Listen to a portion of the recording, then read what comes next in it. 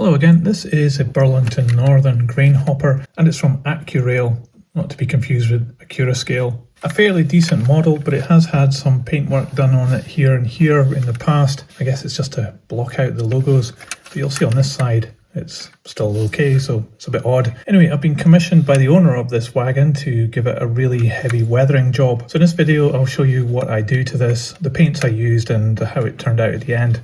And if you'd like me to weather your rolling stock or locomotives, then just scan the QR code on screen and send me an email and we can talk. Or if you're on your mobile watching this, then just look at the channel page where you can find my email address. Or look me up on Facebook or X or Instagram. It's pretty easy to get in contact. The first thing I have to do is take it apart, take the bogies off and also the couplings and see if I can actually get this bottom part off. It's actually not that detailed underneath. Okay, you don't see that from the side, but it's just completely flat, which is a bit strange. As I go along, I'll just put on some music. So if you don't like that music, just mute and then you can watch what I do to this model. Anyway, let's get going.